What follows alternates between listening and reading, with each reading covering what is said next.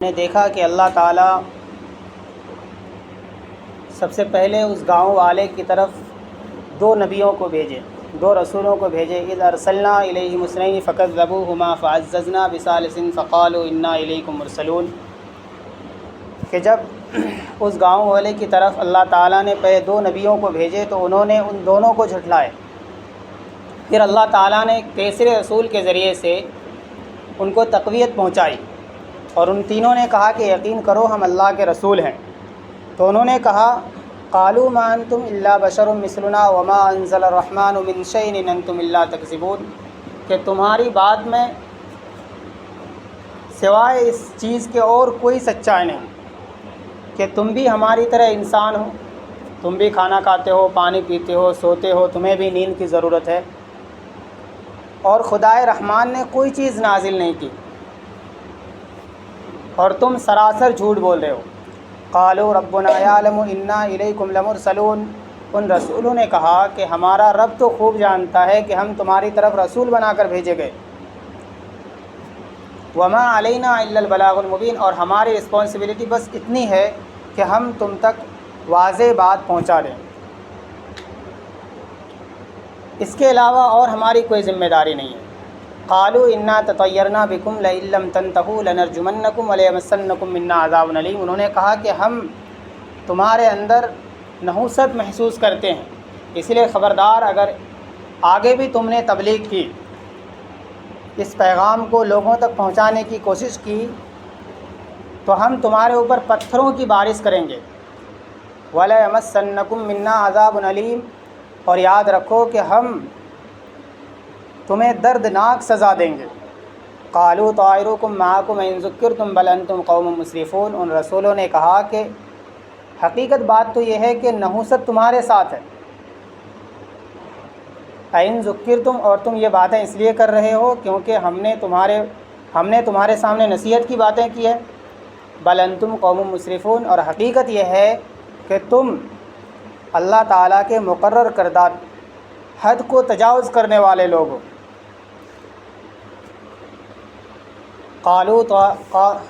قالوا طائركم معكم أئن ذكرتم بل أنتم قوم مسرفون وجاء من أقصى المدينة رجل يسعى قال يا قوم اتبعوا المرسلين، تو دور دراز شہر کے دور دراز علاقے سے ایک شخص دوڑتا ہوا آیا اور کہنے لگا اے میری قوم کے لوگوں، ان رسولوں کی بات مانو۔ اتبعوا من لا يسألكم أجرا وهم مهتدون، بتاؤ تم ان پیغمبروں کی بات کیوں نہیں مانتے ہو جبکہ یہ حق پر ہیں، اور یہ تمہیں تمہارے رب کی طرف بلانے کے لیے تم سے کوئی اجرت بھی نہیں مانگتے ہیں۔ وما لی لا اعبد الذی فطرنی والیہ ترجعون، بھلا تم اس پروردگار کی عبادت اور پرستش کیوں نہیں کرنا چاہتے ہو جس نے تجھے پیدا کیا ہے اور جس کی طرف تمہیں لوٹ کر جانا ہے۔ ااتخذ من دونہ آلہۃ ان یردنی الرحمن بضر لا تغنی عنی شفاعتہم شیئا ولا ینقذون، بتاؤ جس مورتیوں کی تم پرستش اور پوجا کرتے ہو، جس آئیڈل کی، اگر تم کسی مشکل میں پھنس جاؤ، اگر خدائے رحمان تمہیں کسی مشکل میں ڈالنے کا ارادہ کر لے تو کیا تمہیں یہ مورتیاں بچا سکتے ہیں؟ نہیں بچا سکتے۔ انی اذا لمن الظالمین، تو تم کھلی گمراہی میں مبتلا ہو۔ انی آمنت بربکم فاسمعون، تو سن لو میں تو تمہارے پروردگار پر ایمان لے آیا۔ تو جب انہوں نے یہ بات کی تو انہوں نے مل کر اس کو قتل کر دیا۔ اب جس کو خدا کی راہ میں قتل کر دیا جائے تو اللہ تعالیٰ اس کو فوراً جنت میں داخل کر دیتا ہے۔ کہا گیا قیل ادخل الجنہ، جنت میں داخل ہو جاؤ۔ جب اس شخص نے جنت کی نعمتوں کو دیکھا تو کہنے لگا قال یا لیت قومی یعلمون، کاش میری قوم کے لوگوں کو معلوم ہوتا، بما غفر لی ربی وجعلنی من المکرمین، کہ کس طرح میرے پروردگار نے میری گناہوں کو معاف کر دیا اور مجھے باعزت لوگوں میں شمار کر دیا۔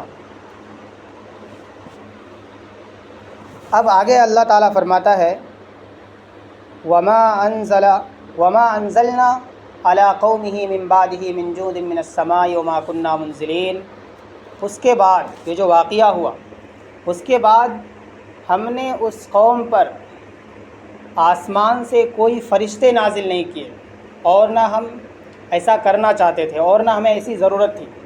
یعنی اس قوم کو برباد کرنے کے لیے، تباہ کرنے کے لیے، ڈسٹروائے کرنے کے لیے اللہ تعالیٰ نے آسمان سے کوئی فرشتہ نازل نہیں کیا، نہ تو اللہ تعالیٰ کو ضرورت تھی، اللہ تعالیٰ نے کوئی ہیونلی آرمی اتارا نہیں، اور نہ وہ ایسا کرنا چاہتے تھے۔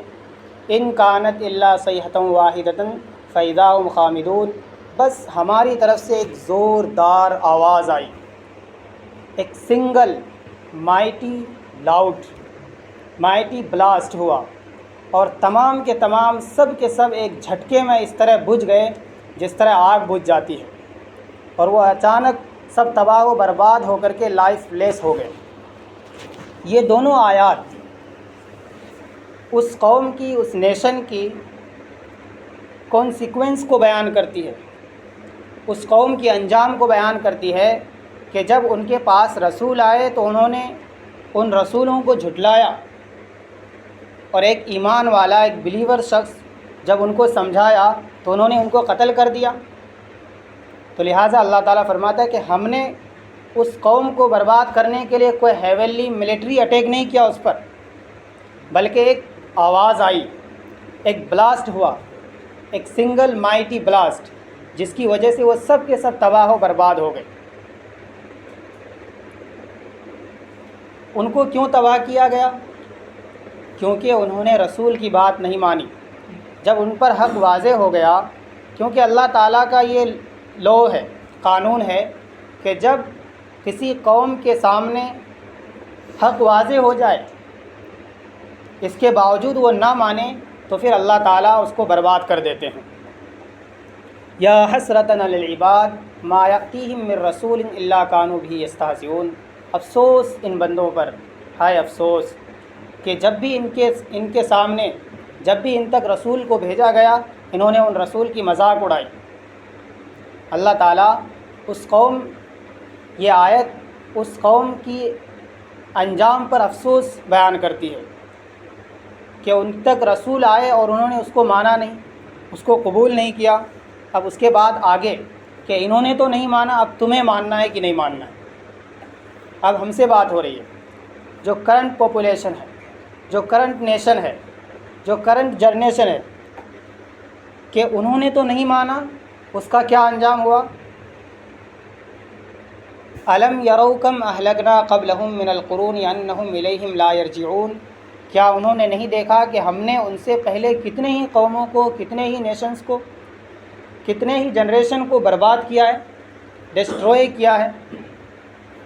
وہ خود اپنے آپ کو ڈسٹرکشن میں ڈال دیا اللہ تعالیٰ کی بات مان کر، نہ مان کر۔ انہم الیہم لا یرجعون، اور وہ واپس نہیں آئے۔ کیا مطلب؟ کہ تم سے پہلے ہم نے، کیا تمہیں ہسٹوریکل مومنٹ کا کچھ پتہ ہے؟ ہم نے تم سے پہلے کتنے ہی قوموں کو برباد کیا ہے۔ قوم عاد کا کیا ہوا، قوم سمود کا کیا ہوا، قوم لوط، قوم نوح۔ یہ اللہ تعالیٰ یہ واقعات اس لیے بیان نہیں کرتے ہیں کہ یہ کوئی کہانی کی کتاب ہے، بلکہ اس سے سبق حاصل کرو کہ فرعون کا کیا ہوا، قارون کا کیا ہوا، نمرود کا کیا ہوا، جو اپنے آپ کو انا ربکم الاعلیٰ کہتے تھے، جو کہتے تھے کہ میں سب سے بڑا رب ہوں، لیکن ان کو میں نے برباد کر دیا، تباہ کر دیا۔ اور یاد رکھو کہ یہ جو زندگی ملی ہے، یہ ایک مرتبہ ملی ہے۔ جس طرح وہ اب واپس نہیں آئے، کیونکہ اس دنیا سے جانے کے بعد اب کسی کو دوبارہ موقع نہیں ملنے والا ہے۔ اگر دوبارہ موقع ملتا تو وہ اس دنیا میں واپس آ کر اپنی غلطیوں کا کریکشن کر لیتا۔ اور اللہ تعالیٰ کا نظام یہ ہے کہ وہ اس دنیا کو ایگزامینیشن ہال بنا کر رکھا ہے۔ یہیں اگر ہم اپنی غلطیوں کو سدھاریں گے تو ہم کامیاب ہو سکتے ہیں، اگر یہاں ہم نے نہیں سدھارا تو پھر ہم ناکام ہیں۔ ہمیں جو یہ اللہ تعالیٰ نے زندگی دی ہے، یہ ایک چانس ہے۔ اس زندگی کو ہم OTP کہہ سکتے ہیں۔ جس طرح OTP کو ہم استعمال کرتے ہیں، ون ٹائم پاسورڈ کو، کہ اگر ہم نے اس کو صحیح وقت پر صحیح جگہ استعمال کر لیا تو جس چیز کے لیے، جس کام کے لیے ہم نے اس کو استعمال کیا ہے، تو اگلا اسٹیپ ہے ویریفیکیشن کا، پھر ویریفائی ہو جائے گا۔ اسی طرح اگر ہم نے اپنی زندگی کو، اس ون ٹائم پاسورڈ کو صحیح طور پر استعمال کر لیا تو پھر ہم بھی ویریفیکیشن ہو جائیں گے، ویریفائڈ ہو جائیں گے۔ کس کے لیے؟ جنت میں داخلہ کرنے کے لیے، داخلے کے لیے۔ اور یاد رکھو وَإِن كُلٌّ لَمَّا جَمِيعٌ لَدَيْنَا مُحْضَرُونَ، کہ تم سب کے سب قیامت کے دن میرے سامنے حاضر کیے جاؤ گے۔ کوئی فرق نہیں پڑتا ہے کہ تم کس قوم سے تعلق رکھتے ہو، کس نیشن سے تعلق رکھتے ہو، کس زمانے سے تعلق رکھتے ہو، تم پاسٹ پریزنٹ فیوچر کسی ٹائم سے بھی تعلق رکھتے ہو، اس سے کوئی فرق نہیں پڑتا ہے۔ تم کسی مذہب کو مانتے ہو یا نہیں مانتے ہو، تمہیں اللہ تعالیٰ کے سامنے حاضر ہونا ہے۔ ان لوگوں کے لیے جو ریزوریکشن کا انکار کرتے ہیں، دوبارہ زندہ کیے جانے کا، تو ان لوگوں کے لیے یہ جو آیت ہے ایک زبردست ایویڈنس ہے، ایک دلیل ہے کہ اللہ تعالیٰ کے سامنے حاضر ہونا ہی ہے۔ وَآیَةٌ لَهُمُ الْأَرْضُ الْمَيْتَةُ أَحْيَيْنَاهَا وَأَخْرَجْنَا مِنْهَا حَبًّا فَمِنْهُ يَأْكُلُونَ، اور یہ مردہ زمین ان لوگوں کے لیے ایک نشانی ہے کہ جس کو ہم نے زندہ کیا اور پھر اس سے ہم نے غلے اور اناج اگائے جس کو وہ کھاتے ہیں۔ کیا مطلب؟ ارض المیتۃ، مردہ زمین یعنی ایسی زمین جس میں کچھ بھی نہیں اگتا ہو، بالکل چٹیل میدان، یعنی بنجر زمین۔ اللہ تعالیٰ نے احییناہا، پھر اس کو زندہ کیا، یعنی اللہ تعالیٰ نے اس کو فرٹائل بنا دیا، فرٹائل لینڈ، زرخیز زمین۔ فاخرجنا منہا حبا، پھر ہم نے اس زمین سے غلے اگائے، فمنہ یاکلون، جس کو تم کھاتے ہو۔ اللہ تعالیٰ نے ہمیں جو یہ زندگی دی ہے، اس زندگی کو جینے کے لیے یعنی زندہ رہنے کے لیے ہمیں کس چیز کی ضرورت ہے؟ کھانے پینے کی۔ اب اس آیت میں اللہ تعالیٰ فرما رہے کہ یہ مردہ زمین یعنی بنجر زمین تمہارے لیے ایک نشانی ہے۔ کیا مطلب؟ اللہ تعالیٰ نے جو ہمیں زندگی دی ہے، جو لائف دی ہے، اس لائف کو چلانے کے لیے ہم کون سے فیول کا استعمال کرتے ہیں، کون سا ڈائٹ لیتے ہیں، کیا کھاتے ہیں؟ ذرا غور تو کرو، جو تم کھاتے ہو وہ کہاں سے آ رہا ہے؟ اس کا روٹ کوز کیا ہے، کہاں سے آ رہا ہے؟ اس زرخیز زمین سے، جو سرسبز و شاداب زمین ہے اسی زمین سے تو پیدا ہو رہا ہے۔ اس زمین کو سرسبز و شاداب کس نے کیا؟ اللہ تعالیٰ نے، بارش کے ذریعے سے۔ لیکن اس بارش سے پہلے وہ زمین کیسی تھی؟ بالکل بنجر۔